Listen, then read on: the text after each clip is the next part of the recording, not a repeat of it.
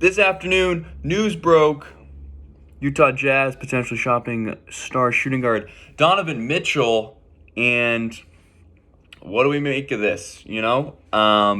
Immediately, as they always are, it seems the Knicks rumored to quickly putting together a package to, potentially make an offer for Donovan Mitchell. Now, I've done some digging trying to look at, what Mitchell a trade might look like for him, what's his value currently, especially with, some of the recent deals that have gone down. Really, where does he fit? What makes sense?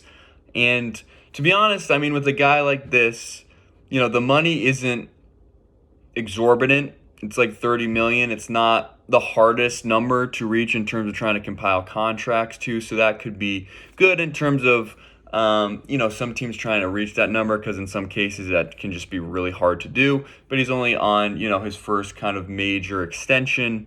So that helps, first of all.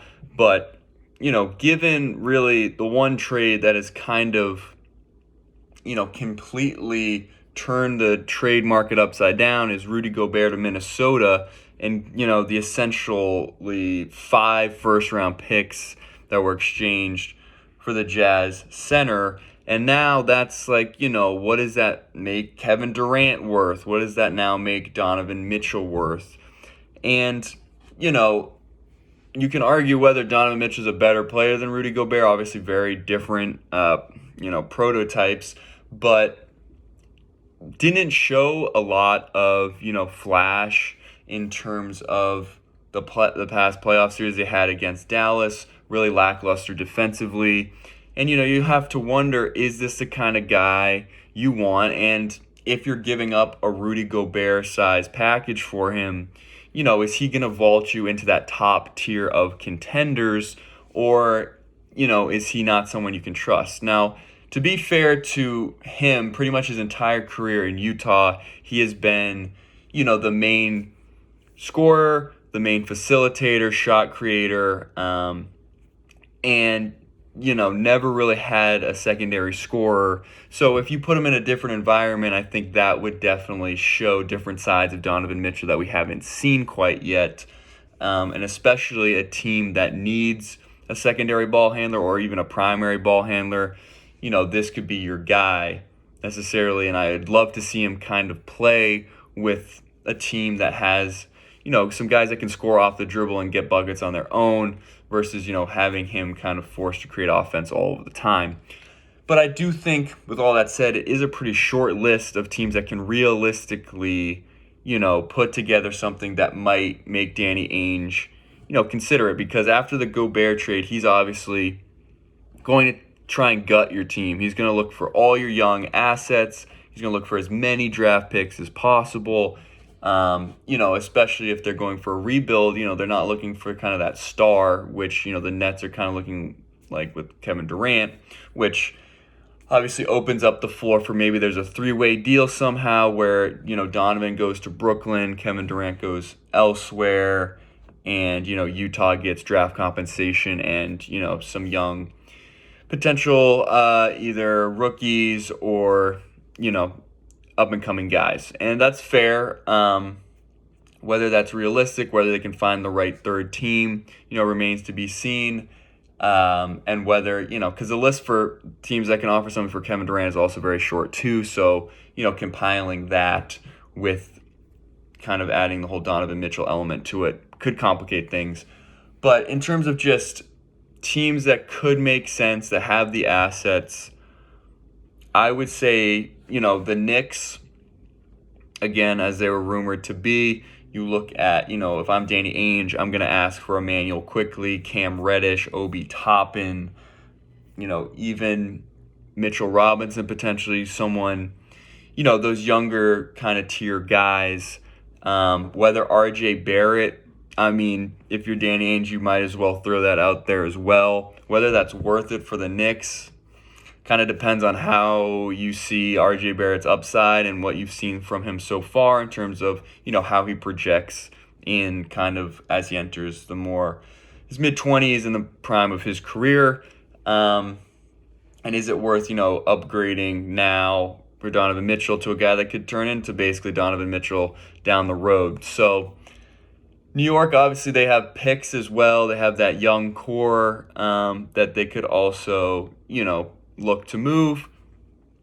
Again, it's just a matter of how many picks it's going to take, how many of these young guys is it going to take to really swap, and whether it's worth it, because you might just gut your team for Donovan Mitchell. And, is it line up with Mitchell, Fournier, Julius Randle? Is that a team that's going to compete for a title? Probably not. So, yes, Jalen Brunson, obviously you have to, newly signed Jalen Brunson as well. Still don't think they cracked that kind of top tier with just that move alone.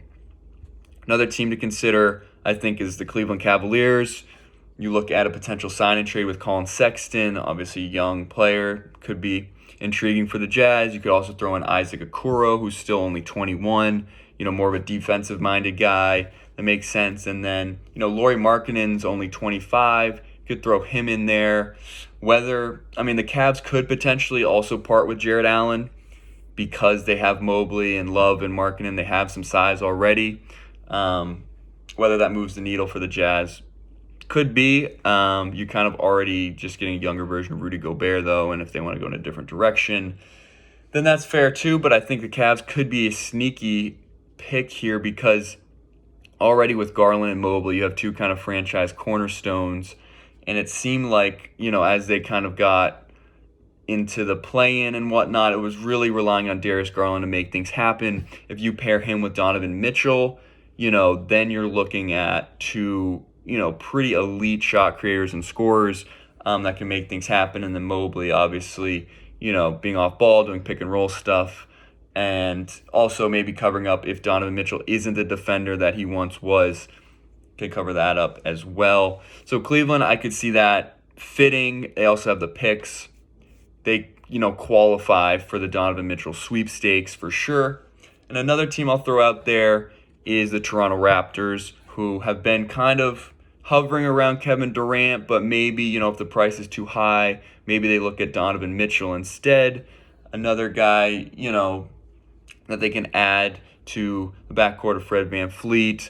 And, who would the Jazz be interested in? You could look at a combination of Gary Trent, OG Anunoby, and, they have all their draft picks. So you throw in some draft, compensation, and that doesn't look like too bad a deal, in my opinion, in terms of getting two guys, still younger than 25 and have already proven to be, really good NBA players. I think that would, make sense for Utah, get the draft compensation. And for, Toronto, you don't lose a ton out of, Mitchell is an upgrade to Gary Trent, and, Pascal and Scotty Barnes can fill the void left by OG Anunoby.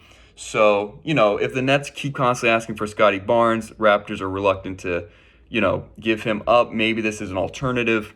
You get another star player without having to give up the Rookie of the Year. That's kind of how I'm looking at it right now. We'll see if anything will actually happen with Donovan Mitchell. Some of these recently signed guys could get traded, later on once the grace period ends. But obviously keeping an eye on this. Let me know what other teams you might think could take a stab at Donovan Mitchell, who he might fit with. And, I'd love to hear, what you think about where he's going to end up. So please let me know. But that's it for me for now. Take care of yourselves. Take it easy. And I'll see you next time.